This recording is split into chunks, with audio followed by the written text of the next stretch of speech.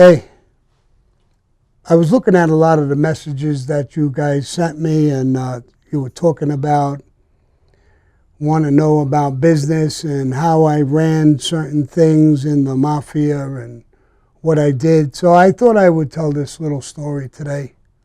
I was made. Paul Castellano was using me in different situations, and one day he comes to me and he tells me that he's going to send me down to a meeting. 4 of the 5 families were going to turn around and make this concrete club. He told me a little bit about it. He said, what we're going to do, we're talking about doing, is getting all the unions that we control, 4 families. It excluded the Gravano family because they were mostly doing drugs. They didn't want to listen when they were told. Their boss got thrown off of the commission. So it was just those 4 families. They pushed the Gravano family out of it. They were going to take 2% of every job that goes out, all of the big jobs above $2 million. Now, they would use all of the unions and all the power that we have jointly and do this whole thing. I was young. I was a little experienced with construction and the unions and stuff, so he picked me to go there. I went there that day, and I was brought up to a room. When I went in, there was Fat Tony, who was actually the boss before Chin. He was the boss of the Genovese family, big name, heavyweight, old-timer. Tony Ducks, he was the head of the Lucchese family, older guy, super heavyweight. I don't remember who was there for the Colombo family. I'm trying to remember as I talk, but I can't remember who it was. But I'm sure it was a heavyweight, and there was me. When I walked in the door and sat with them, I was nervous as hell. I knew who they were. I didn't know them well. I knew I was sitting with all bosses. And I had become made, and I became an acting captain for Tato. They saw that I was nervous. The first guy who talked to me was Fat Tony. He said, Sammy, why are you here? You're a young, good-looking guy. You want to sit here with all of us old-timers and bullshit about money? You should be out with broads. And he started laughing. He was that type of guy. He relieved the pressure from me by saying something like that. Next, Tony Duck said something, and he said, Sammy, if Paul Castellano sent you here, there's a reason. We'll look at you as a boss. Don't be nervous with us. I could tell you're a little nervous. Relax. If he sent you here, you're representing him, and we'll respect you in that manner. Now we're going to talk about the concrete club, and they started laying out how they were going to do this. The big jobs in the city, big concrete, the high-rise buildings, was done mainly by about 4 or 5 big concrete companies that would do that kind of work. They would pick out one company. They'd get in touch with all the other ones. They would tell him, it's your turn, you do the job. Whatever the normal bid is, raise it up so that you can make more money. Put that 2% in so you can give that to us. We'll get to the other 3, 4 companies with our unions and everybody. We'll tell them what to build, how much to bid. Now, I'm going to use Trump as an example. He has a company, it's a developing company, he's doing a high-rise. He puts out bids for people to come out and bid on his work. He has a staff. He knows what the number is. I'm going to use a hypothetical number. Let's say the job is worth $20 million. He knows that. What he generally does, he takes the low bidder and throws him out. He takes the high bidder and he throws him out. He gets the people who are right around that $20 million. He knows they're qualified. He gives it to one of them. So he knows what the numbers are. So here's what they're going to do. We'll use that $20 million number. This contractor will tell him, you go in and bid $25 million. He'll go to the second contractor. You bid $28 million. They go to the third contractor. You tell him you're too busy, you can't do his work. So he's left with the guy, a $20 million job, who bid 22 or 22.5 or 23. Trump immediately knows that it's a setup. He's not stupid. He has an organization. He's been dealing with these people. He knows he's in a trick bag. But there's nothing he can do. So they explained the whole thing and what they want to do. I gave some input, not much. I was intimidated. I'm sitting with all bosses. They've been around 100 years. I'm not going to be some smart-ass young punk kid sitting there dictating what they should do and what they shouldn't do. And so it was actually a great meeting. I got a little closer with them. I got to know them. I was comfortable with them now. I previously have met some of them. They knew who I was. But I was not a big deal back then. They were a big deal. The meeting was over, and I left.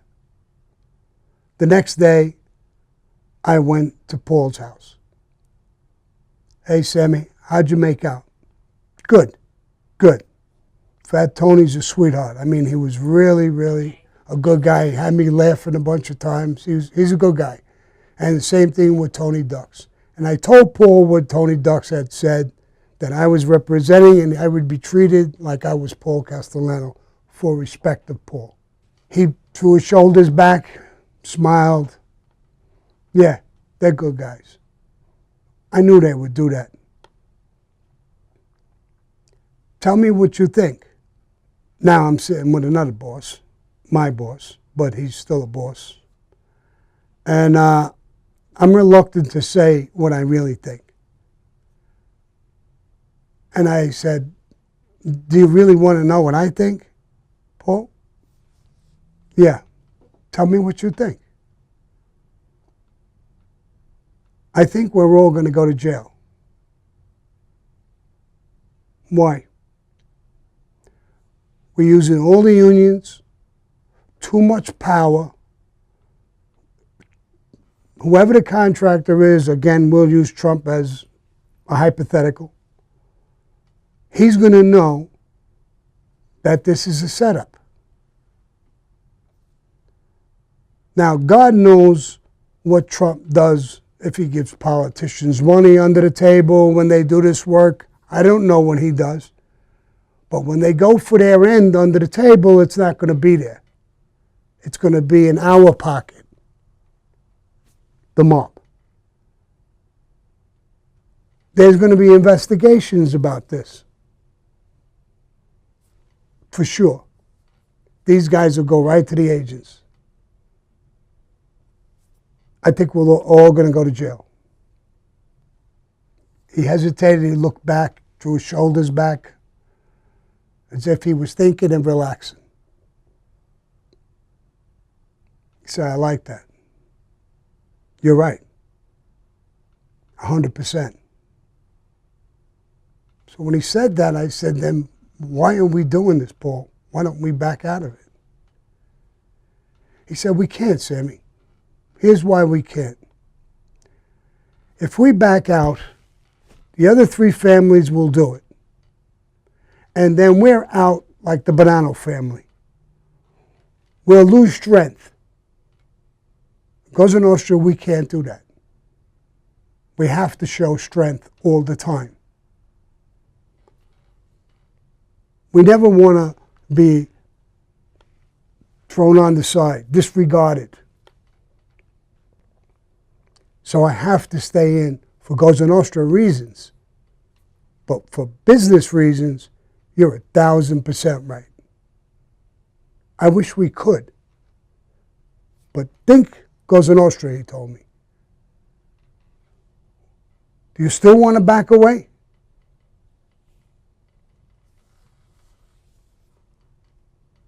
I get it. I get it. Then we'll do what we got to do. Yes, we will. But not you. I'm going to pull you off. I'm going to replace you with another friend who's going to take over your role. I thought I fucked up. Why would he pull me away? I seemed to get the courage enough to say, Paul, what did I do wrong? No, Sammy, you didn't do anything wrong. You're right. And I need you. I want you to be around. If I put you in, you're going to take the weight. You're going to get pinched. I don't want you to get pinched. I need you for other things. The guy I'm going to put in, and I can't remember his name. I tried to remember his name. I can't remember his name. He's got cancer. And he's dying. So I'm going to put him in. If there's a pinch down the road, he'd probably be dead already. He's got stage 4 or whatever it is. And he knows construction like you. He probably couldn't live through the entire thing if it happened. But I need you in a lot of different places, in a lot of different ways.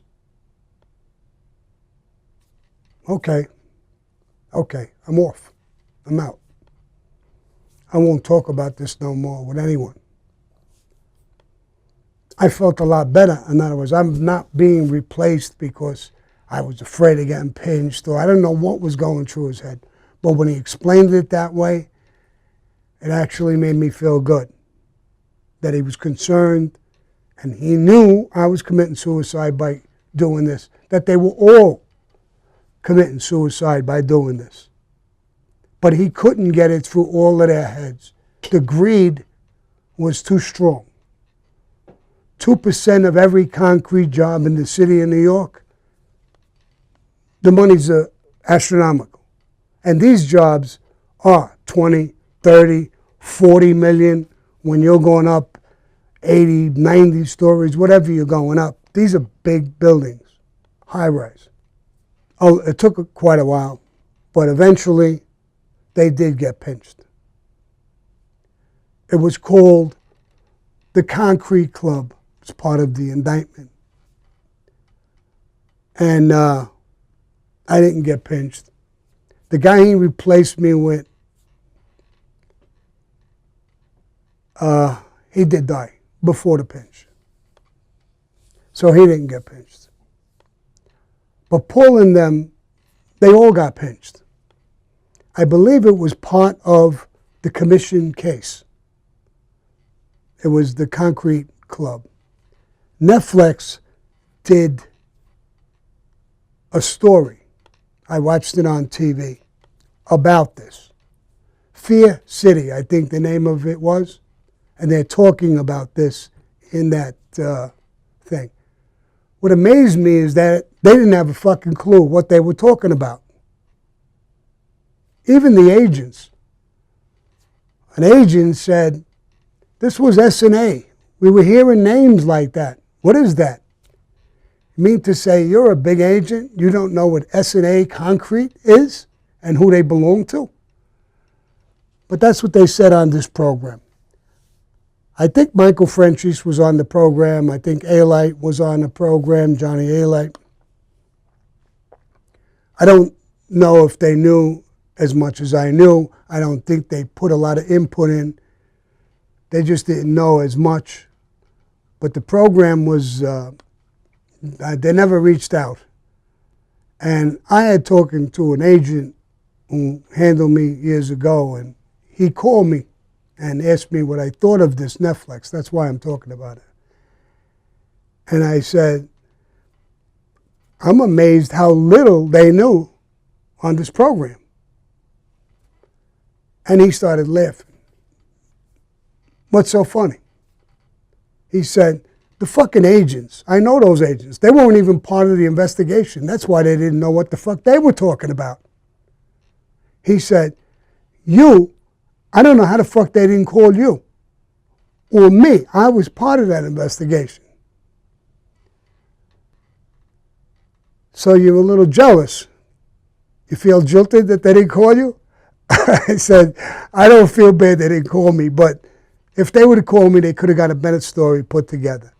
But it was done fairly good, and people don't know the real story of what went on unless you were in it. And there was a lot of guys in it that they could have picked besides me. So that's something about business that you people want me to keep talking about business and how does it work with the mob. And so here it is, point blank. The unions, bid rigging, that's what we did, things like that. Now, normally it was on a smaller basis. You would do that. So you can basically go under the radar and get away with it. But when you're locking down the whole city like that, little too greedy. If you like this video and you learned a little bit about mob construction and unions and what we did, press like. If you love it, subscribe. Now, I can go in depth about some of these things even more, but I've been working feverishly on my podcast. Right now, people working with me, my producers and directors, they're going to go crazy. I even told this story because they want it for the podcast. It's going to come out shortly, probably in the very beginning of February, and you're going to hear stories like this and a hell of a lot more. I'll see you then, or my next episode. Adios, motherfuckers.